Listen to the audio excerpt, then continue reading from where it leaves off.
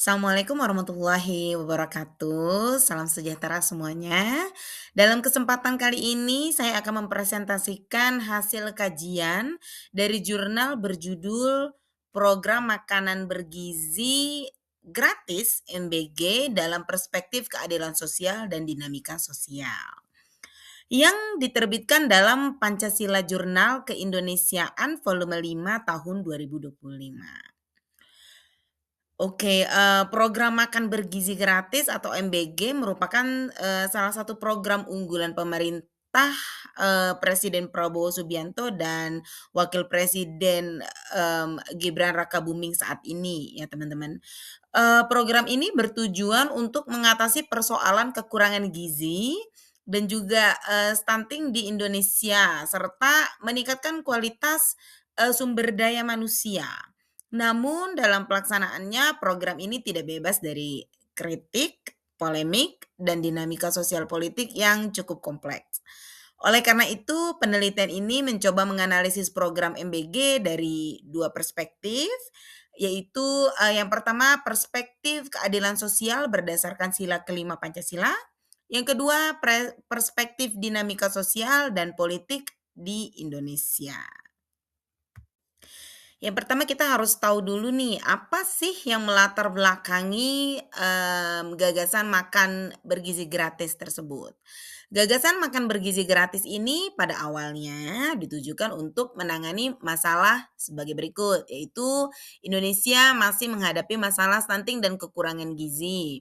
Yang kedua, tahun 2024 angka stunting berada di 14%, sebelumnya bahkan pernah mencapai 30%. 41% siswa dilaporkan mengalami kelaparan yang berdampak pada kualitas pendidikan tentunya.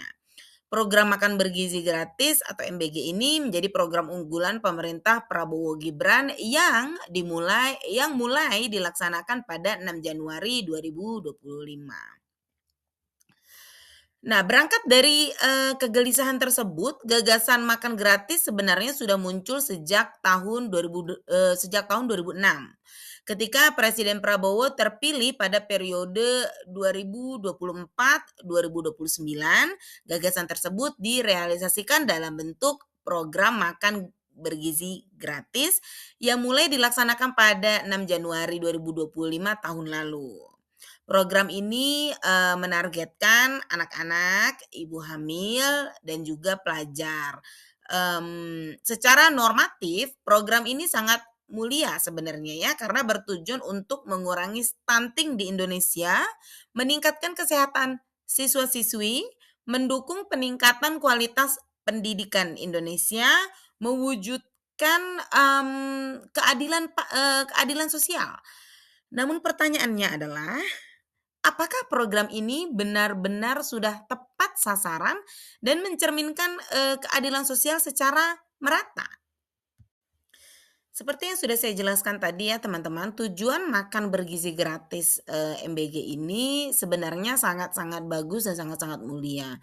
Dibutuhkan atau tidak di, negara kita saat ini, ada beberapa pro dan kontra. Ada yang bilang butuh, ada juga yang mengatakan bahwa, program ini terlalu tergesa-gesa. Namun tujuannya itu adalah untuk mengurangi stunting di Indonesia, meningkatkan kualitas SDM sehingga masyarakat memiliki kesempatan berkembang yang lebih banyak, memberikan akses makanan bergizi bagi siswa-siswi, anak-anak, dan ibu hamil, mendukung visi sila kelima Pancasila yaitu keadilan bagi seluruh rakyat Indonesia. Namun eee pada perjalanannya, makan bergizi gratis ini memang sebenarnya, mmm, banyak yang kurang menerima di masyarakat. Tujuannya memang sangat-sangat luar biasa ya teman-teman.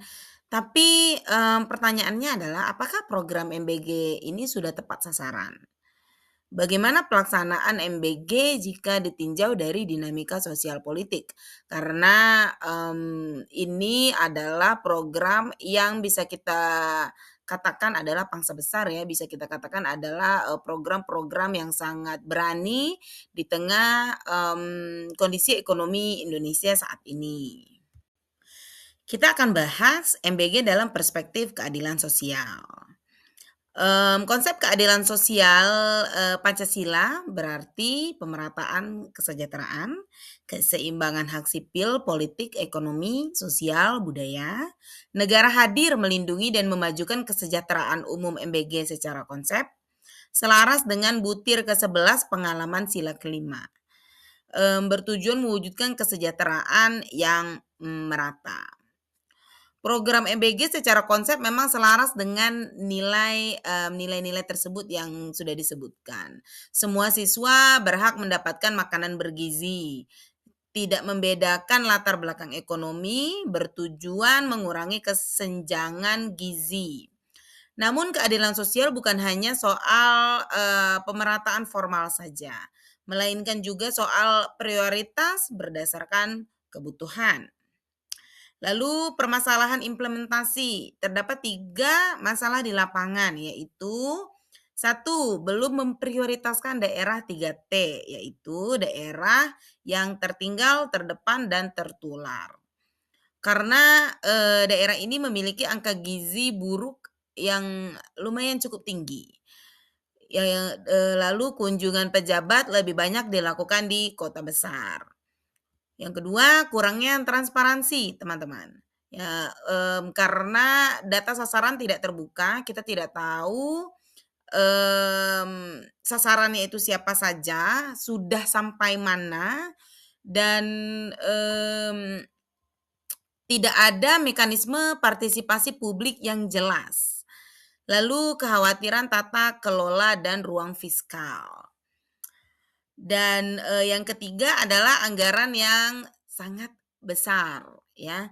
Program ini membutuhkan anggaran sangat besar tanpa perencanaan yang matang, berisiko mengganggu stabilitas fiskal negara dan mengorbankan sektor lain, teman-teman.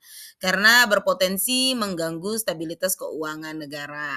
Jadi niatnya ingin mengatasi stunting dan meningkatkan kualitas sumber daya manusia, namun karena dana atau dana atau anggaran yang digunakan itu bukan kadang ya, terlalu besar, jadi bisa saja berpotensi mengorbankan sektor lain seperti sektor beasiswa contohnya. Dari penjelasan yang tadi, mengenai perspektif keadilan sosial, ini, dari penelitian yang sudah dilakukan, itu, terdapat beberapa rekomendasi yang dapat didengar atau, dianggap suggestion lah ya.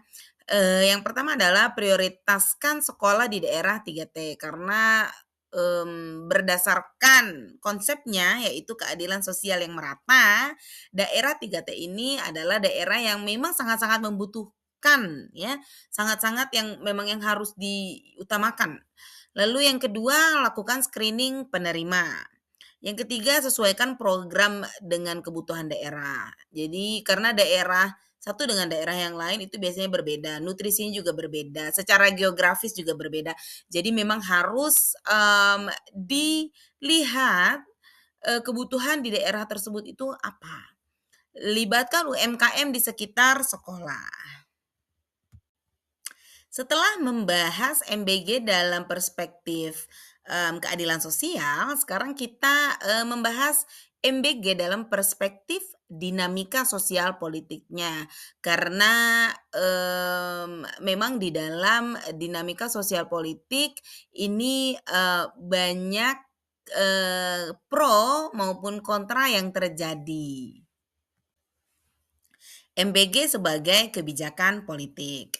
MBG merupakan janji kampanye yang direalisasikan, kita semua pasti tahu ya, termasuk kebijakan populis dengan tujuan kesejahteraan, terinspirasi dari negara maju seperti Amerika Serikat, Jepang, dan Korea Selatan. Namun keberhasilan tergantung pada adaptasi terhadap kondisi Indonesia, perencanaan, serta distribusinya. Program MBG adalah janji kampanye yang direalisasikan dalam konteks politik. Ini menunjukkan komitmen pemerintah terhadap kesejahteraan.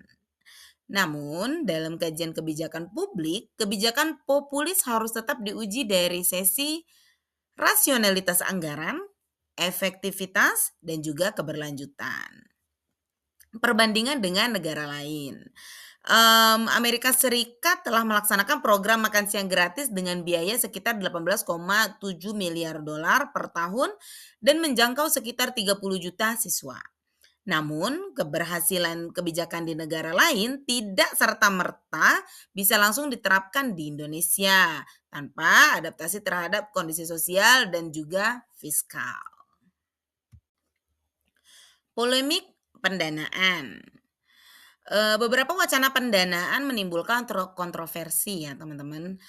Kontroversi yang pertama adalah, pada awalnya MBG ini wacananya menggunakan dana BOS. Namun ini ditolak oleh pengajar, karena dana BOS harusnya digunakan untuk operasional pendidikan, seperti untuk buku, ya pembebasan fee bulanan dan lain-lain. Penggunaan dana BOS ini juga beresiko menurunkan kualitas pendidikan tentunya. Lalu yang kedua, ada wacana penggunaan dana zakat. Penggunaan dana zakat juga menimbulkan pro dan kontra karena bertentangan dengan prinsip syariat dan tata kelola zakat, lalu berpotensi menimbulkan konflik sosial. Lalu sempat juga efisiensi anggaran dari kementerian, yaitu pemangkasan anggaran pendidikan sebanyak 8,1 triliun rupiah. Beasiswa juga dipangkas, potensi kenaikan biaya kuliah. Hanya menjadi program apa ya? Hanya menjadi program yang mengorbankan program lain. Banyak yang berkata seperti itu. Jadi menimbulkan kontradiksi, yaitu pemerintah ingin meningkatkan gizi siswa. Namun anggaran pendidikan justru dipangkas. Resiko sosial politik yang kemungkinan akan timbul yaitu potensi kebocoran anggaran, resiko korupsi, tidak tepat sasaran, juga ketidakstabilan fiskal.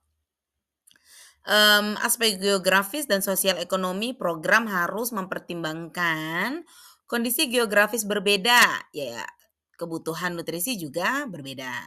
Libatkan UMKM lokal agar ekonomi di sekitar sekolah tumbuh. Jangan mematikan kantin atau usaha kecil di sekitar sekolah. Jika tidak dikelola dengan baik, program ini berpotensi memang sangat besar untuk menjadi ladang korupsi ya teman-teman. Yang seperti kita tahu bahwa semakin besar anggarannya, semakin rentan tingkat korupsinya. Apalagi ini eee, tidak ada transparansi mengenai dananya, tidak ada transparansi mengenai siapa sasarannya, tidak ada transparansi yang jelas mengenai sudah seberapa jauh sasaran ini dilaksanakan gitu ya. Mmm, Tidak tepat sasaran juga, bisa berpotensi tidak tepat sasaran. Kenapa? Karena, mmm, seperti yang tadi sudah saya jelaskan, yang sangat membutuhkan program MBG ini adalah yang paling utama adalah, daerah-daerah 3T. Namun, pada pelaksanaannya bisa kita lihat kebanyakan ya memang masih masih banyak sekolah-sekolah justru yang di kota besar ya yang lebih condong gitu. Keberlanjutan program sangat bergantung pada komitmen lintas pemerintahan sebenarnya, karena seperti kita tahu ya Indonesia itu adalah negara kepulauan jadi, Masing-masing pulau, masing-masing provinsi itu punya, sistem, punya pemerintahannya masing-masing. Memang, sentral sistem pemerintahannya itu ada di Indonesia, tapi untuk MBG ini kita juga mengharapkan bahwa pemerintah di daerah-daerah itu dapat, bekerja sama untuk menanggulangi hal-hal ini gitu ya, agar tidak terjadi korupsi massal sebenarnya. Dari hasil kajian, ini dapat disimpulkan bahwa program MBG secara normatif selaras dengan nilai sila kelima Pancasila. Program ini memiliki tujuan mulia untuk mengurangi stunting dan meningkatkan kesejahteraan siswa. Namun, dalam implementasi terdapat tantangan serius. Prioritas wilayah belum optimal, polemik pendanaan, resiko pengelolaan anggaran, keberlanjutan program bergantung pada, stabilitas kebijakan, transparansi tata kelola, juga komitmen politik jangka panjang. Sebagai penutup dapat kita, pahami bahwa program makan bergizi gratis berpotensi menjadi instrumen nyata keadilan sosial jika dilaksanakan secara tepat sasaran, transparan, dan berkelanjutan. Namun tanpa perencanaan yang matang dan pengawasan yang kuat, program ini beresiko menjadi kebijakan populis yang tidak efektif dalam jangka panjang. Oleh karena itu, pemerintah perlu memastikan bahwa MBG tidak hanya menjadi janji politik saja, tetapi benar-benar menjadi kebijakan publik yang memperkuat keadilan sosial bagi seluruh rakyat Indonesia. Demikian yang dapat saya sampaikan kali ini. Terima kasih atas perhatiannya. Semoga kita bisa, belajar dari, penjelasan saya tadi.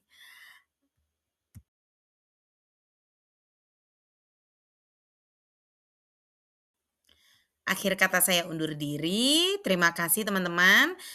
Ini juga saya lampirkan, research dari, jurnal akademis yang menjadi, kajian saya pada, presentasi kali ini. Nanti saya akan taruh di, description box, teman-teman juga bisa lihat dan bisa baca. Terima kasih.